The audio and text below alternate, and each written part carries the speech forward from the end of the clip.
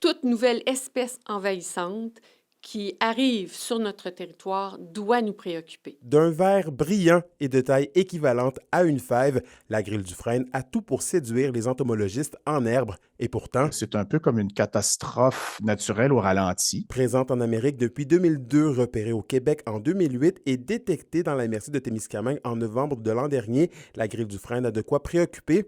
Une fois repérée sur un territoire, c'est près de 99 de la population de frêne qui est vouée à disparaître. La mesure de protection pour le Témiscamingue, on ne peut plus transporter du bois de chauffage ou des résidus de bois de frêne issus des forêts témiscamiennes vers d'autres régions du Québec sans avoir au préalable obtenu les permis nécessaires pour le faire.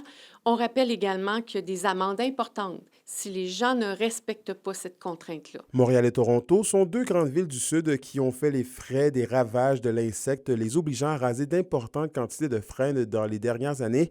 Bien que cette essence d'arbre soit moins présente en contexte urbain dans la MRC de Témiscamingue, sa disparition pourrait avoir un impact sur les écosystèmes. Ça peut faire ouvrir la place à d'autres essences qu'on ne veut pas nécessairement qu'ils se développent. Les frênes jouent un rôle de consolidation des berges sur le long des cours d'eau. Donc, c'est jamais juste un arbre qui meurt, c'est tout un contexte là, qui est chamboulé. En ce sens, l'Agence canadienne d'inspection des aliments a élargi sa zone de surveillance au Témiscamingue le 26 février dernier pour ralentir sa propagation. L'inconnu ici n'est pas si l'infestation va se répandre partout où il y a des frênes, c'est à quel rythme. C'est la question qu'on se pose. Si vous avez un magnifique frêne chez vous, considérez-le comme en danger. Et puis, vous devez prendre une décision, à savoir si vous avez l'intention de le protéger ou si vous avez plutôt l'intention de le remplacer. Le ministère de la Forêt nous indique qu'il n'y a pas de traitement de masse pour éliminer la grille du frêne. Seuls les traitements coûteux et individuels de chaque arbre peuvent faire une différence. Ce qu'on va voir quand la grille du frêne va arriver dans les frênes, c'est un éclaircissement de la cime.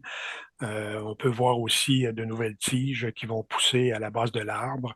Et puis, on va voir aussi beaucoup d'attaques par des pics-bois. La MRC préconise donc la prévention et des communications claires. C'est inscrit à l'ordre du jour du 22. Ça va faire partie d'articles dans notre infolettre et on va fournir aux municipalités de l'information à rendre disponible à la population. Anthony Dallaire, RNC Nouvelles, Ville-Marie.